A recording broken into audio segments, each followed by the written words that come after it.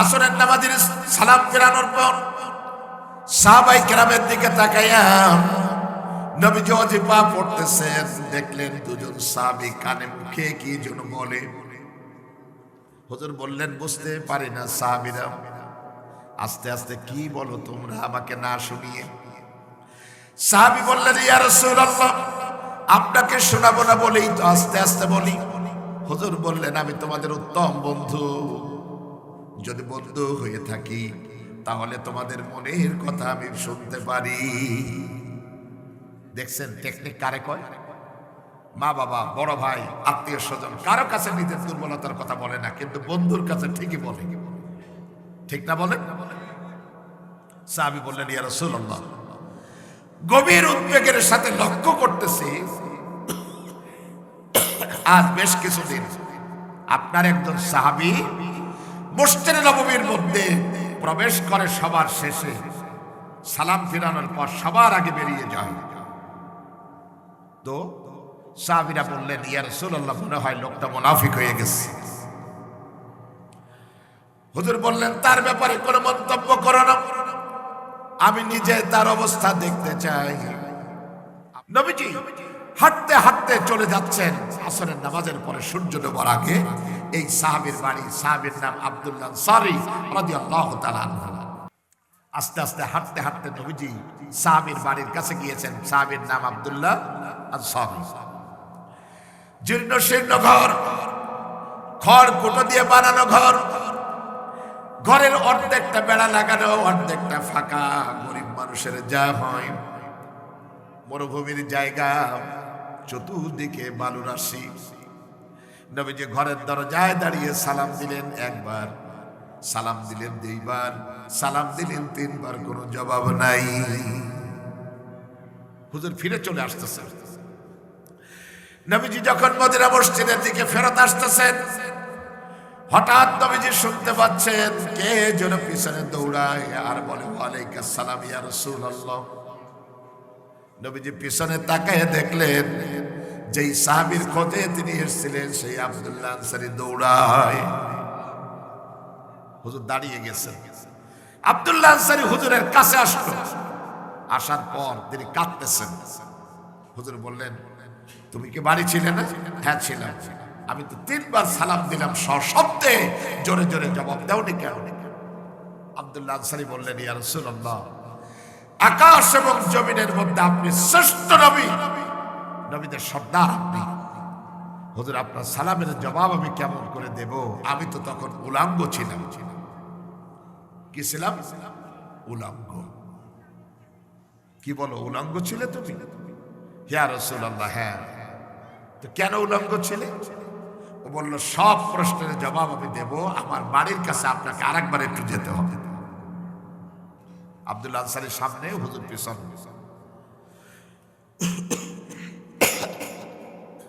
আব্দুল্লাহ আনসারী বাড়ির কাছে গিয়া বেড়ার উপর থেকে হুজুরকে দেখাচ্ছেন আঙ্গুল দিয়া, ইয়া রাসূলুল্লাহ, ইয়া হাবিবাল্লাহ, আপনার আব্দুল্লাহ আনসারীর বাড়ির ঘরের মেঝো দেখেন, ওই যে দেখা যায়।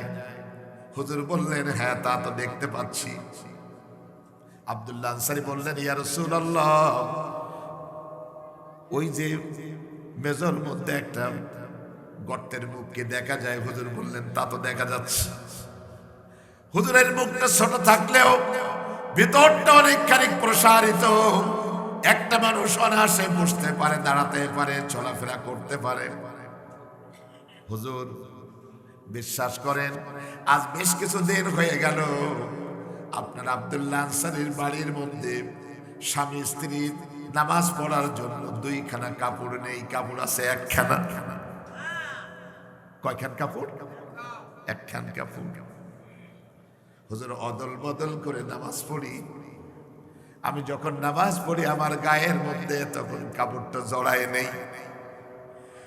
আমার নামাজ শেষ হওয়ার পর সতর্কতা যাতে আলগা না হয়ে যায়, গর্তের মধ্যে আমি লুকিয়ে পড়ি, স্ত্রীর গায়ের মধ্যে কাপড়টা জড়ায় দেই, উনি নামাজে দাঁড়ায় যায়। হুজুর, আমি আমার ব্যাপারে আপনি কি শুনছেন? বলে, তুমি সবার শেষে মসজিদে ঢোকো, সবার আগে বের হও। সাহাবায়ে কেরাম অনেকে সমালোচনা করতেছে, তুমি মুনাফিক হয়ে গেলা নাকি? এ কারণটা জানার জন্য আমি এসেছি। যখনই মুনাফিক আর ঈমানের কথা উঠছে, কলিজা ভেঙে তার কান্না বেরিয়ে আসলো হযরত আব্দুল্লাহ আনসারী। হুজুর, আজকের আসরের নামাজের সময় মসজিদে নববীর ইমাম, মসজিদে নববীতে আমি গিয়েছিলাম, ওই কাপড়ের টুকরা গায়ে পেঁচাইয়া স্ত্রীর সতর যাতে উলঙ্গ না হয়ে যায়, এই কারণে গর্তের মধ্যে তাকে বসায় রেখে গিয়েছিলাম। আপনি যখন সালাম ফিরালেন, সূরা তাহার একখানা আয়াত আমার মাথায় আসলো, কষ্ট দিতে লাগলো। আল্লাহ পাক বলেছেন, ওয়া'মুর আহলাকা বিস-সালাতি ওয়াসতাবির আলাইহা লা নাসআলুকা রিজকান নাহনু নারযুকুকা ওয়াল আকিবাতু লিত-তাকওয়া। আল্লাহ পাক বলেছেন, নবী হে, তোমার পরিবার পরিজনদেরকে নামাজের জন্য নির্দেশ দাও, আর নিজেও নামাজের উপর ইস্তেকামত থাকো। আমি তো তোমার কাছে রিজিক চাই না, রিজিক তো আমি দিয়ে থাকি। আল্লাহু আকবার, জোরে বলুন না আল্লাহু আকবার। চিন্তা করছেন সাহাবায়ে কেরাম তাদের জীবন কেমন ছিল? একটু ভাবেন তো। আল্লাহ কি এমনি বলছেন রাদিয়াল্লাহু আনহু ওয়া রাদু আন, আমি আল্লাহ তাদের উপর সন্তুষ্ট, তারাও আমার উপর সন্তুষ্ট।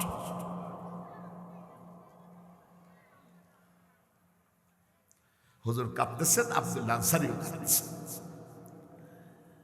কষ্টের কথা শুনে, চোখ দুটি মুছতেছেন হুজুর, আর বলতেছেন, আব্দুল্লাহ আনসারী, ছোট্ট দুটি বাচ্চা আছে না তোমার? কয় হ্যাঁ হুজুর আছে। কয় তোমার বাড়িতে তো আসা হয় না বেশ কিছুদিন, সন্তান দুটিকে একটু সামনে নিয়ে এসো, বাচ্চাদেরকে আমি আদর করে চলে যাব। আল্লাহু আকবার বলেন। আব্দুল্লাহ আনসারীর কান্না আরো বেড়ে গেছে। আব্দুল্লাহ আনসারী আরো কাঁদতেছেন ফোঁপায় ফোঁপায়। নবীজি বললেন, বাচ্চাদের আদর করার কথা বলার পর তোমার কান্না বেড়ে গেল, কারণ কি? আব্দুল্লাহ আনসারী বললেন, হাজা বাইনি ওয়া বাইনাল্লাহ, এই ব্যাপারটা আমি আর আমার আল্লাহ জানে, দুনিয়ার কোন মানুষের কাছে আমি বলি নাই।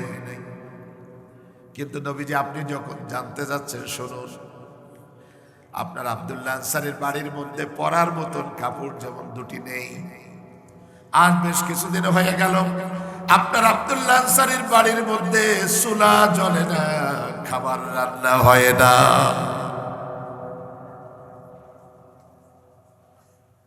আমার ছোট্ট বাচ্চা দুটি সকালে ক্ষুধা তাড়নায় কষ্ট দিচ্ছিল, ওদেরকে ধমক দিয়ে ঘর থেকে বের করে দিলাম।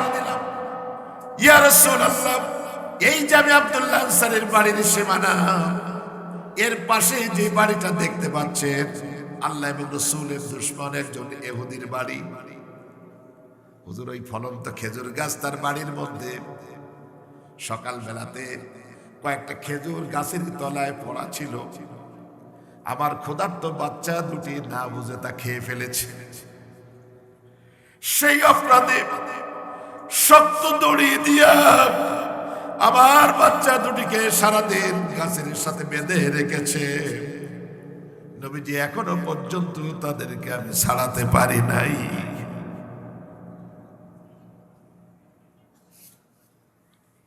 নবীজি, আমার বাচ্চা দুটি এখন আটকানো।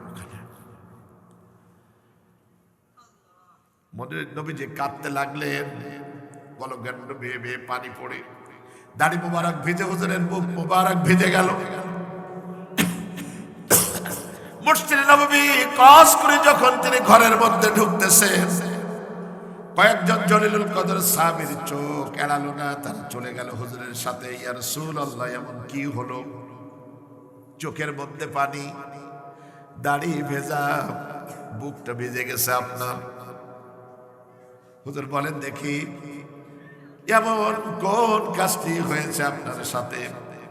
কেউ যদি বেয়াদবি করে আমার রাসূলের সাথে আমাদেরকে বলুন, জীবন থাকতে তার প্রতিশোধ দেব। নবীজি সাহাবীদের দিকে তাকায় বললেন, আমার সাহাবীরা, আমি রাসূল, আমার চোখের পানি ততক্ষণ পর্যন্ত বন্ধ হবে না আমার আব্দুল্লাহ আনসারীর বাড়ির বাইরে যেই খোরমা খেজুর গাছটা আছে ওই গাছটা আমাকে কেউ কিনে না দেব। কি আছো তোমাদের মধ্যে? সকলে হুজুরের কাছে ঢুকতেছে, হুজুরকে সান্ত্বনা দিচ্ছেন, কিন্তু হুজুরের চোখের পানি বন্ধ হয় না।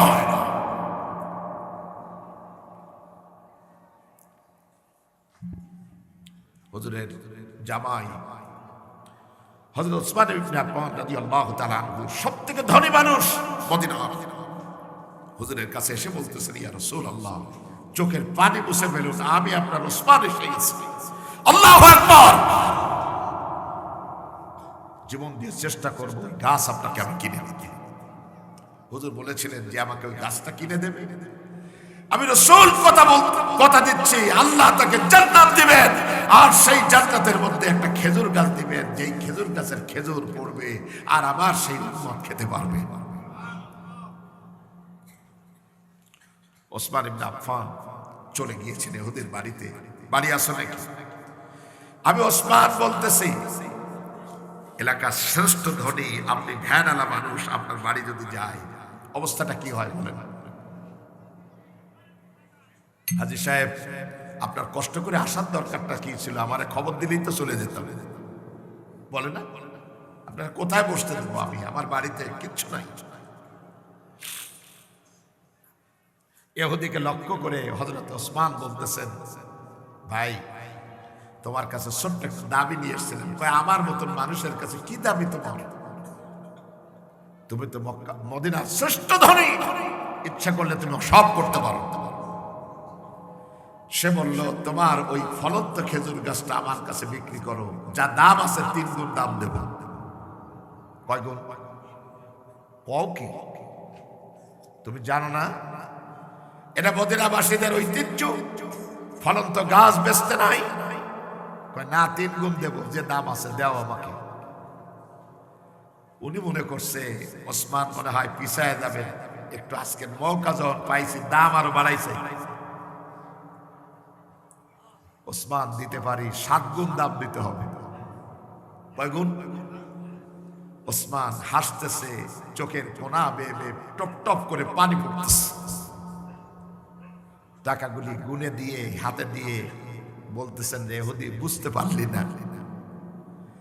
আজ যদি ওসমানের জীবন তুই চাইতিস, মদিনার সমস্ত স্তবর সম্পত্তি তুই চাইতিস আমার কাছে গাছের বিনিময়ে, আমি ওসমান দিতে কার্পণ্য করতাম না, দাঁড়িয়ে থেকে সব দিতাম, কারণ আমি আমার রাসূলুল্লাহ চোখের মধ্যে পানি থেকে এসেছি। প্রিয় ভাই, সব মেরাজের প্রথম শিক্ষা নামাজ দিয়ে এসছে।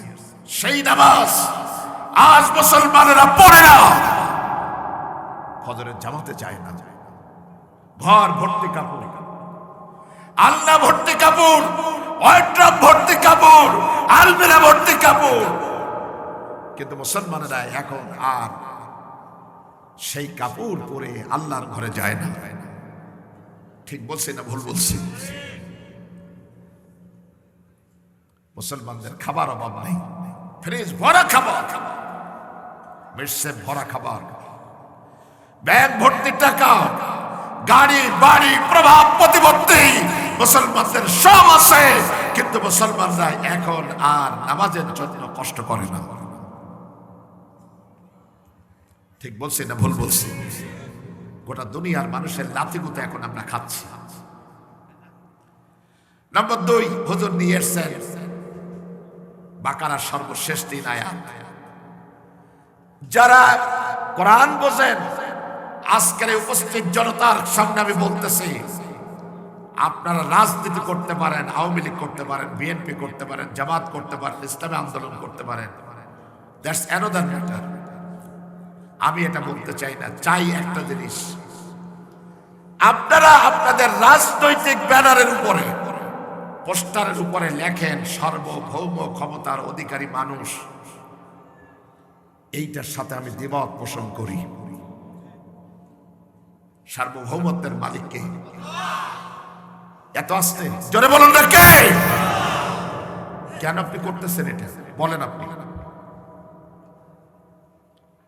যারা বলে শরিয়া আইন বিশ্বাস করি না, ইসলাম আর রাজনীতি আলাদা। আমি কোন দলের মুখপাত্র নই, কিন্তু কোরআন যদি আমি বুঝে থাকি, আল্লাহর কসম আপনার ঈমান নাই। রাসূলুল্লাহ জীবনকে দ্বিখণ্ডিত করে দিয়েছেন। আমি এই মেরাজের রাত্রে হুজুরকে ট্রেনিং দেওয়া হয়েছে যে রাসূল চাকা উপরে সবসময় থাকবে না, উপরটা নিচে আনবে, নিচের পাট উপরে যাবে। ওয়াতিলকাল আইয়ামু নুদাউলুহা বাইনান নাস, মানুষের মধ্যে জয় পরাজয় হবে। তোমরা মক্কায় মার খাচ্ছ, এই মার তোমরা চিরদিন খাবে না। খুব তাড়াতাড়ি তোমাদেরকে আমি চেয়ারে বসায় দেব। অধিকার আসতে বললে হবে না, জোরে বলেন অধিকার। যখন পাওয়ারে পড়বে তোমাদের বন্ধু বান্ধবের অভাব হবে না, আত্মীয় স্বজনের অভাব হবে না, চাটুকারদের অভাব হবে না। কিন্তু বিশ্বাস করুন, ওই সুখের দিন পেয়ে মুসলমান শাসকরা নবীকে আল্লাহ শিক্ষা দিচ্ছেন, খুব তাড়াতাড়ি মদিনার রাষ্ট্রপতি তুমি হবে। কিন্তু নবী হে, একটা জিনিস মনে রাখবে, দেশের মালিক তুমি নও, তোমরা নও, দেশের মালিক আমি আল্লাহ। দেশের মালিক কে? আসতে বলবেন না, জোরে বলেন না। লিল্লাহি মা ফিস সামাওয়াতি ওয়া মা ফিল আরদ, আকাশ এবং জমিন এর মধ্যে যা আছে সবকিছুর মালিকানা কার? আমরা সেটাকে মুছে ফেলতেছি রাজনীতির নামে। সাহাবায়ে কেরামকে যখন বলা হলো ওয়া ইন তুবদু মা ফি আনফুসিকুম আও তুকফুহু ইউহাসিবুকুম বিহিল্লাহ, তোমরা যা গোপন করো, যা প্রকাশ করো, সবকিছুর বিচার দিতে হবে আল্লাহর কাছে। আল্লাহর কাছে সব বিচার হবে। এই কথা শুনে আবু বকর সহ সবাই কেঁদে দিয়েছেন। কাঁদতেছ কেন? হুজুর কইলেন কি? যে কাজ আমি করি নাই, মনে মনে করতেছি, তারও যদি হিসাব আল্লাহর সামনে দিতে হয়, তাহলে তো জাহান্নাম ছাড়া উপায় থাকবে। আল্লাহ পাক তারপর বললেন, নবীজি, দিনের দাওয়াত, আন্দোলনকে সাকসেস করা, দেশ চালানো, এটার জন্য আলাদা যে কারিশমা দরকার, এটা তোমার সাহাবীদেরকে তুমি শিক্ষা দেবে। যখনই ভুল হবে সাথে সাথে যেন তেড়ামি না করে, বলবে ওয়াফু আন্না, পড়েন ওয়াফু আন্না ওয়াগফির লানা ওয়ারহামনা আনতা মাওলানা ফানসুরনা আলাল কওমিল কাফিরিন। আল্লাহর কাছে দোয়া করতে হবে। আল্লাহ বলছেন তুমি পারবে না। কে বলছে? লা ইউকাল্লিফুল্লাহু নাফসান ইল্লা উসআহা। মানুষের যতটুকু সাধ্য তার বেশি বোঝা আল্লাহ মানুষের ঘাড়ে চাপান না। কুকুর যেমন মুগুরও তেমন। আমরা ভালো মন্দ বুঝি না এই জাতি। আমরা ভুলে যাই মানুষের অতীত, যারা আমাদের উপর অত্যাচার নির্যাতনের স্টিমরোলার চালিয়েছে, সেই কথাগুলি ভুলে যাই মুহূর্তের মধ্যে। ঠিক না ভুল বলছি? মনে রাখবেন যে জাতি যেমন তার শাসকও ঠিক তেমন। যখন জালেম সরকার কোন দেশে চেপে বসে, দুইটা মূলনীতির উপরে সে চালিত হয়। কোরআন শরীফ বলছে, ক্বালাত ইন্নাল মুলুক ইযা দাখালু ক্বরিয়াতান, কোন গ্রাম, কোন এলাকা, কোন এলাকার উপরে কোন জালিম শাসক যখন চড়ে বসে, আফসাদুহা, তখন সেখানে তারা বিপর্যয় সৃষ্টি করে ক্ষমতাকে চিরস্থায়ী করার জন্য। যারাই তাদের মতের বিরুদ্ধে কথা বলে রাতের বেলা গুম করে দেয়। এরকম তো হয় না বাংলাদেশে, হয়েছে নাকি? চিন্তা করেন, গুম করে দেয় তাদেরকে। অপরাধ করবে ওনারা, দিনের বেলা মিডিয়ার সামনে সব জলাঞ্জলি মিথ্যা কথা। সমস্ত ভোট কেন্দ্রগুলি দখল করে রাতের বেলা সিল মেরেছে। দিনের বেলা কয় সকল নির্বাচন সুস্থ হয়েছে, মানুষ আমাদেরকে ভোট দিয়েছে। আপনাদের যশোরে বলে নাই মনে হয়, বলছে না? এই হলো অবস্থা। অপরাধ নিজেরা করবে, দোষ চাপাবে আরেকজনের উপরে। উদর পিণ্ডি উদর ঘাড়ে। কোনো কিছু হওয়ার আগেই টুপিওয়ালারা দোষী। কিচ্ছু করে নাই, মাদ্রাসার শিক্ষক জানেও না। হাতের মধ্যে দড়ি দিয়া, পায়ের মধ্যে ডান্ডা বেড়ি দিয়ে সকাল বিকাল কোর্টে উঠায় আর নামায়। মানুষ সেটা দেখেছে। ওয়াজআলু আইসাতা আহলিহা আদিল্লা, তাদের 2 নম্বর কর্মসূচি ছিল সমাজের সবথেকে ব্যক্তিত্ব সম্পন্ন, সবথেকে যারা সম্মানী মানুষ তাদেরকে তারা অপদস্থ করত। 15-15.5 বছরে বাংলাদেশে এইটা হয়েছে না হয় নাই? আসতে বলবেন না, জোরে বলেন। নর্তকী, চিত্রনায়িকা তারা অ্যারেস্ট হয়েছে শতে শতে মদের বোতল নিয়ে। 2 দিনের ভিতরে তাদেরকে বেল দিয়া ফুলের পাপড়ি ছিটাইয়া জেল থেকে বের করে এনে দেখায় যে আমরা তোমাকে সম্মান করেছি। অথচ গোটা বিশ্বের ভিতরে যিনি কোরআনের কথাগুলি সব থেকে সাবলীল ভাবে উপস্থাপন করেছেন, সেই মানুষটাকে দীর্ঘদিন পর্যন্ত জেলের মধ্যে পোড়ায় পোড়ায় শেষ করে দিয়ে পয়জনিং করে দুনিয়া থেকে বিদায় করে দিয়েছেন। তাওহীদ পন্থী মানুষগুলিকে আজ আমি দায়িত্বহীন ভাবে বলতে চাই, আমরা কি সেই সমাজে আবার ফেরত যাব? অবশ্যই যেন না যাই। আমরা নতুন একটা সমাজ চাই, যেই সমাজ থাকবে বৈষম্যহীন, যেই সমাজ থাকবে মানুষের মধ্যে মানুষের মিল, যেই সমাজ আমার কষ্ট আমার দুঃখগুলি সবকিছু ভাগাভাগি করে নেবে, এমন একটা সমাজ আমরা চাই কিনা বলেন। সুতরাং আমি আপনাদের কাছে বলবো, মেরাজের রাত্রের 3 নম্বর যে আল্লাহ তাআলা বলেছেন সেখানে 14টা দফা, মাত্র 2টি কথা বলবো। আল্লাহ বলেন ওয়াকাদা রাব্বুকা আল্লা তা'বুদু ইল্লা ইয়্যাহু, আমি আল্লাহ এ ব্যাপারে সিদ্ধান্ত গ্রহণ করেছি তোমরা আমাকে ছাড়া অন্য কারো ইবাদত করবে না। নির্দেশটা কার? আসতে বলবেন, জোরে বলেন আল্লাহ। এখন আমরা যারা দল করি, বিভিন্ন দল, আমার বন্ধু বান্ধব অনেকে দেখি এই জায়গায় কোটের উপরে কোট পিন লাগায় একজনের এক নেতার ছবি। তো জিজ্ঞেস করেছে, দোস্ত এইটা আবার কি? কয় তোমরা বুঝবা না, তোমরা তো দল করো না, তোমরা বুঝবা না, আমরা দল করি, আমরা বুঝি। এই নেতা উনি তো আমাকে পথ দেখিয়েছেন রাজনীতি। এখানে একটা লাগে, ঘরের মধ্যে যেখানে বসে তার পিছনে একটা লাগে, অফিসের মধ্যে একটা লাগে, কত জায়গায় ছবি। আচ্ছা বলেন তো দেখি, কোন ঘরে যদি মানুষের ছবি থাকে, নেতার ছবি থাকে, ওই ঘরে কি নামাজ হয় নাকি? তাহলে আপনি কি করতেছেন বলেন, কেন করতেছেন? আপনি তো মনে করতেছেন আল্লাহ থেকে মনে হয় আমার নেতা বেশি শক্তিশালী। নাউযুবিল্লাহি মিন যালিক। এটা করবেন না। আরেক শ্রেণীর মানুষ আছে যারা মনে করে ক্ষমতাধর হচ্ছে কবরে যারা শুয়ে আছে মাজারগুলিতে, নিজের আত্মীয় স্বজনের খবর নেয় না।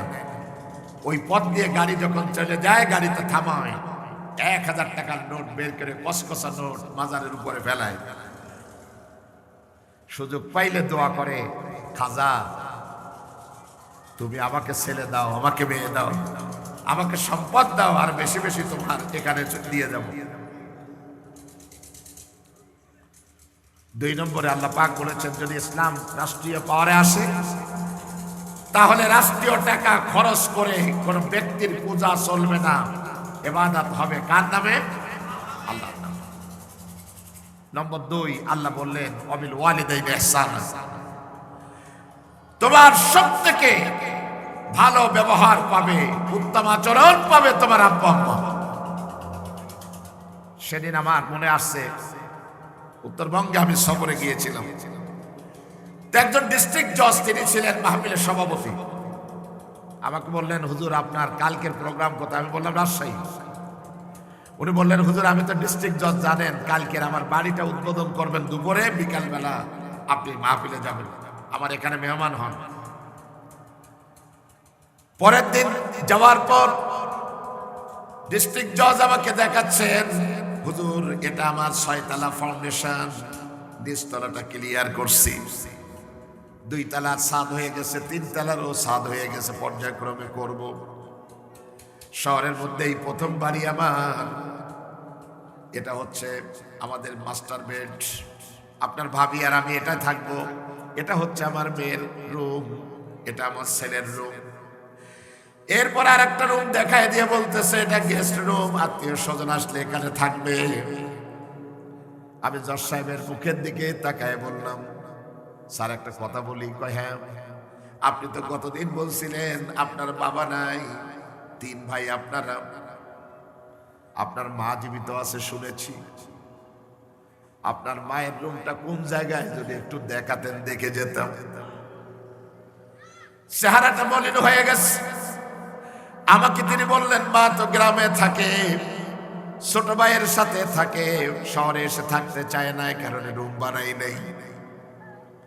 আমি বললাম, ছোটবেলাতে ছোট্ট যখন ছিলেন ভাই বোনগুলি কেমন করতাম আমরা শীতের সময়, মা খাওয়াইয়া কখন গায়ের উপরে লেপটা দেবে সেই অপেক্ষায় থাকতাম।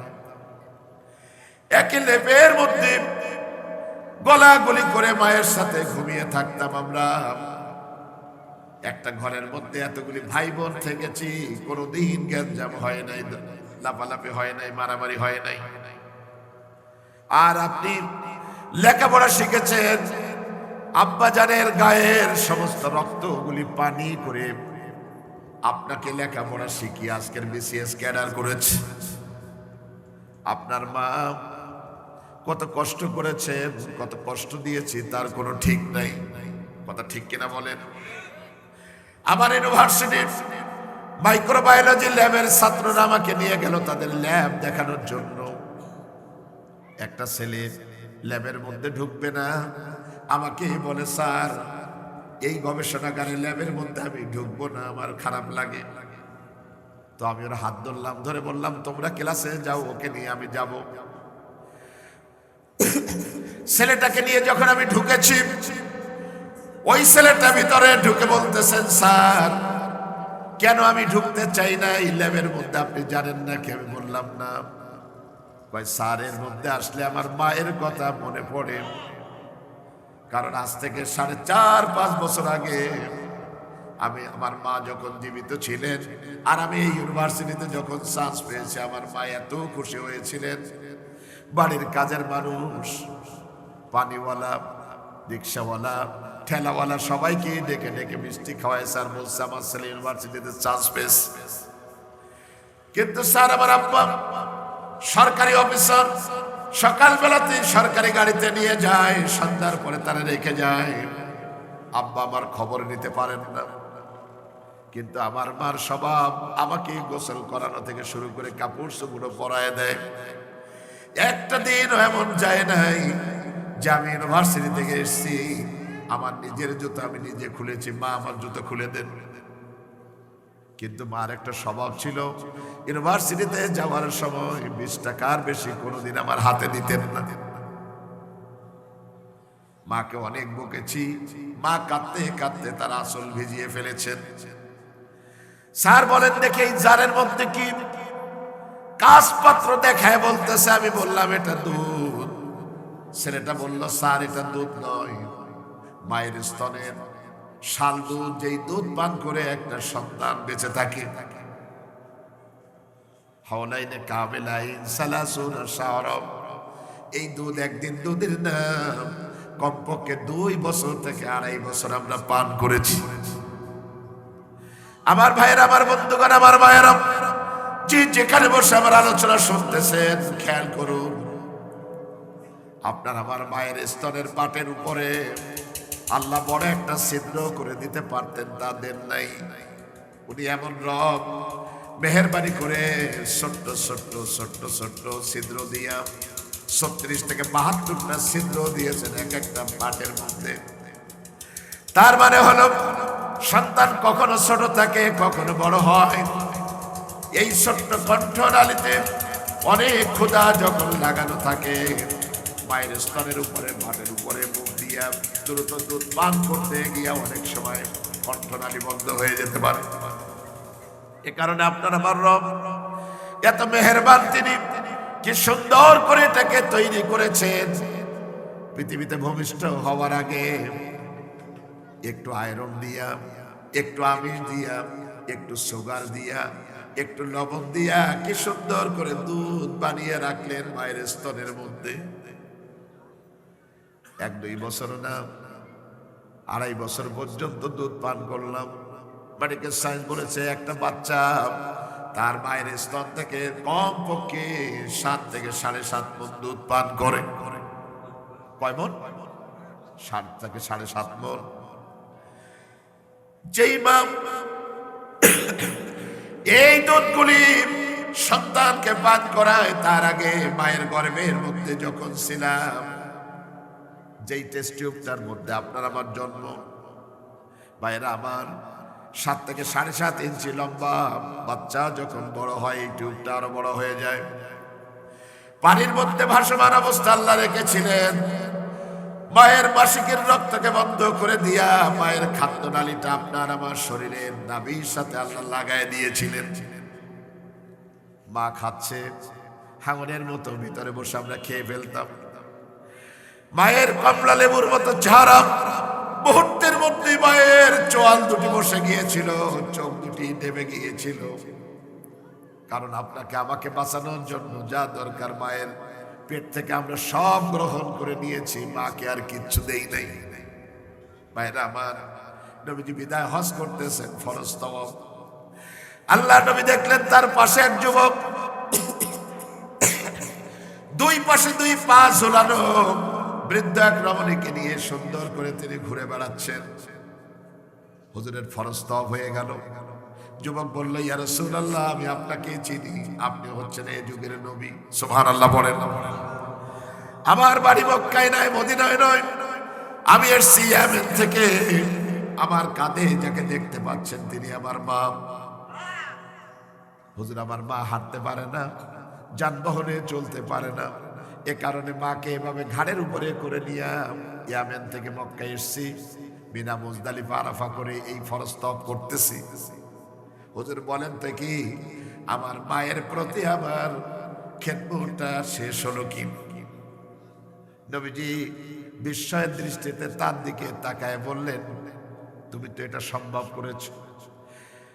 ও আল্লাহর বান্দা শোনো, কোন সন্তান যদি তার বুকের কাছ থেকে তাজা চামড়াগুলি উঠায়া মায়ের পায়ের জুতা বানায় দেয়, মায়ের স্তন থেকে যে লক্ষ লক্ষ ফোঁটা দুধ পান করেছে, 1 ফোঁটা দুধের দাম শোধ হবে না।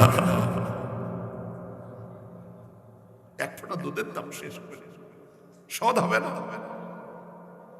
মেডিকেল সায়েন্সের ডাক্তাররা, মাইক্রোবায়োলজির স্টুডেন্টরা আমাকে দেখিয়েছে যেই দুধ তারা পাত্রের উপরে ধরে আগুনের উপরে জ্বালিয়েছে, জ্বালাতে জ্বালাতে দেখে ন্যাচারাল দুধের মতো রং না, কিছুক্ষণ পর ছাকলা ছাকলা হয়ে গেল। আর একটু যখন জ্বালালো তখন দেখা গেল যে এটা হচ্ছে মায়ের দুধ নয়, মায়ের গায়ের রক্তের শ্বেত কণিকাগুলি চেটে চেটে মাকে আমরা শেষ করে দিয়েছি। সেই মাছ কবরে, সেই মাছ নাই, সব চলে গেছে।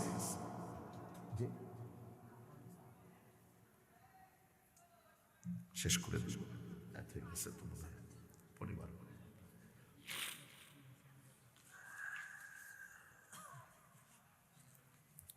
ব্যস্ত হয়ে গেছেন আপনারা, ব্যস্ত হয়ে গেছেন ভাইরা। একটু ভাবেন তো, দুধের পরিবর্তে মায়ের গায়ের রক্ত খেয়েছি। কমলাপুর স্টেশন থেকে আমি যাচ্ছিলাম উত্তরবঙ্গে, তো যাওয়ার সময় দেখি একটা জায়গায় ভিড় করে আছে লোকজন। গেছে সেখানে, জিজ্ঞেস করলাম, ভাই কি হয়েছে? কয় বৃদ্ধ দেখেন কি সুন্দর শার্ট পরা, উপরে কোট পরা, চেহারাটা ফকফক করতেছে। সাংবাদিকরা তাকে প্রশ্ন করেছে, চাচা আপনি থাকেন কই, এখানে কেন? কয় বাবা আমি কিচ্ছু জানি না, আমার ধানমন্ডিতে বাড়ি আছে, গুলশানে বাড়ি আছে, মাদারীপুর আমার অরিজিনাল বাড়ি। আমার 5 ছেলে, 4 জন বিসিএস ক্যাডার, 1 জন হচ্ছে বিদেশে থেকে। তো আপনার এই হাল কেন? কয় জানি না, তবে জানি আমার বৌমারা আমাকে পছন্দ করে না। সবকিছু দখলে নিয়ে ওনাকে ফেলাই দিয়ে চলে গেছে। কি করবেন, কি লেখাপড়া করে লাভটা কি? আমরা তো মানুষ তৈরি করতেছি না, জানোয়ার তৈরি করতেছি। কথা ঠিক কিনা বলেন?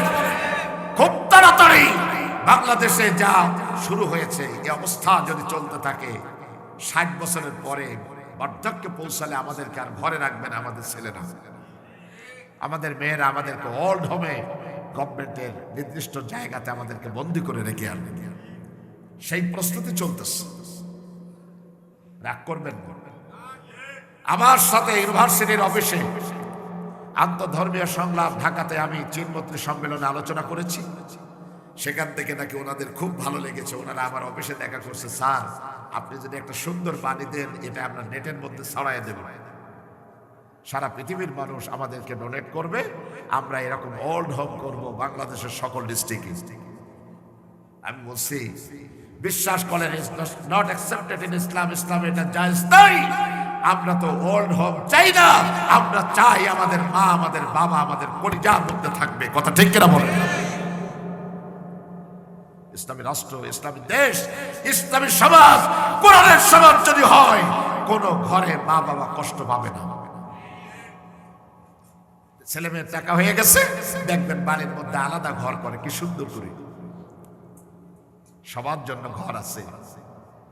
মা আর বাবাকে উঠায় না ওই ঘরে, সেই পুরাতন টিনের ছাউনি, 2 চালা ঘর, ভাঙাচোরা সেই ঘরের মধ্যে মা থাকে এই প্রচন্ড শীতের মধ্যে।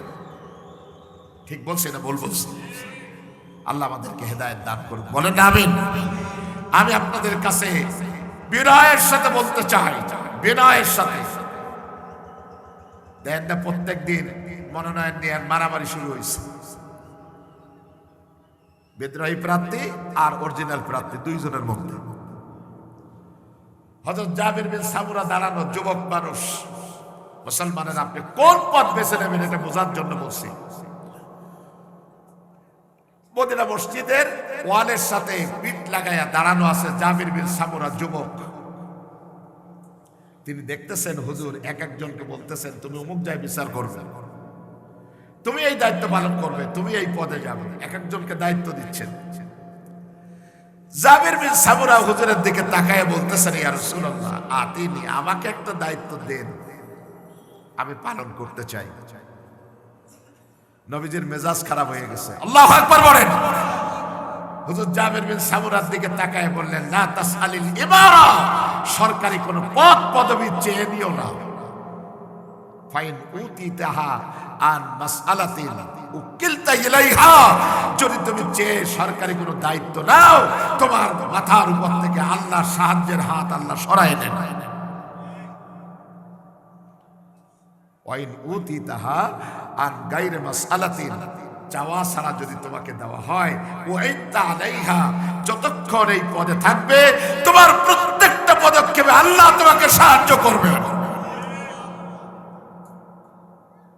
কোন কোন দল পদে যাওয়ার জন্য মারামারি খুন করে ফেলে, আর কোন কোন দলের উপরে দায়িত্ব দিলে তারা কাঁদতে থাকে। পার্থক্য বুঝেন? এই জায়গা থেকে আমি আপনাদের কাছে অনুরোধ করব, কোরআন মাফিক আমাদের চলতে হবে ইনশাআল্লাহ। পড়েন, আজকের এই মেরাজের রাত্রে বলছি, নবীজি মেরাজের রাত্রে আল্লাহ তাকে যে স্বপ্ন দেখিয়েছিলেন, সেই স্বপ্নই আমরা দেখতে চাই।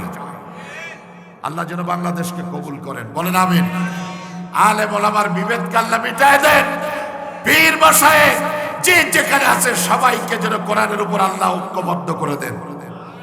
এই মাদ্রাসা আপনাদের, এই প্রতিষ্ঠান আপনাদের। বেশ কয়েক বছর আগে আমি এসেছি, তখন তো অনেক মানুষ ছিলেন, আপনারা দেখছি, কিন্তু আজকে উপস্থিতি দেখে আমি হতাশ হয়েছি। সম্পৃক্ততা বাড়াবেন আল্লাহর দ্বীনের সাথে, এই জায়গাগুলির সাথে ইনশাআল্লাহ। বলেন, আপনি লজিন রাখতে পারেন না, দানও করতে পারেন না, গরিব মানুষ, বিকাল বেলা হাঁটতে হাঁটতে আসবেন এই মাঠের মধ্যে, এসে দেখবেন আমাদের বাচ্চারা এখানে খেলতেছে। বিশ্বাস করেন, ডেকে ওর মাথার উপরে একটু হাত বুলায় দেবেন, ওর ভালো মন্দ জিজ্ঞেস করবেন।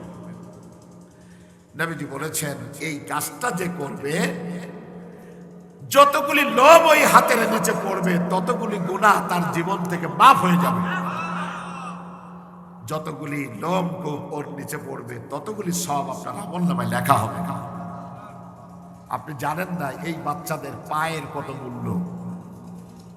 ডোন্ট টেক ইট আদারওয়াইজ, অন্যভাবে নেবেন না। রাসূল কারীম সাল্লাল্লাহু আলাইহি ওয়াসাল্লাম বলেছেন, আবু দাউদ শরীফের হাদিস, ইজা মাররা আলিমুন আও মুতাআল্লিমুন ফি ক্বরিয়াতিন, কোন ছাত্র অথবা শিক্ষক যদি কোন জনপদ, কোন এলাকা, কোন গ্রাম থেকে হেঁটে যায়, ইউরফাউল্লাহু আযাবান আন মুকবিরাতিহা 40 ইয়াওমান, ওই জনপদের 40 দিনের সমস্ত বাইয়াতের কবরের আযাব আল্লাহ মাফ করে দেন। কত দিনের? 40 দিনের। একটু ভাবেন, বাচ্চাদেরকে ভালোবাসবেন। হুজুর বলেছেন কোন আলিমান, হয় আলেম হয়ে যাও, আও মুতাআল্লিমান, অথবা তার ছাত্র হয়ে যাও, আও মুস্তামিআন, অথবা শিক্ষক আর ছাত্র যা বলে তা শোনো, আও মুহিব্বান লাহু, অথবা তাদেরকে তুমি ভালোবাসো, ওয়ালা তাকুন খামিসা, খবরদার পঞ্চম দলে যেও না, ফাতুহলিক, তাহলে তুমি ধ্বংস হয়ে যাবে। আমি বলি আওয়ামী লীগ অন্য কোনো কারণে ধ্বংস হয় নাই, আওয়ামী লীগ ধ্বংস হয়েছে আলেমদের সাথে শত্রুতা তৈরি করে। আলেমদের চোখের পানির কারণে ধ্বংস হয়ে গেছে, বিশ্বাস করেন। আমি আপনাদের কাছে বলবো, সম্পর্ক করেন মাদ্রাসার সাথে, মসজিদের সাথে, কোরআনের সাথে। ইনশাআল্লাহ আপনার ভাগ্য বদলে যাবে। আল্লাহ সেই তৌফিক আমাদেরকে দান করুন।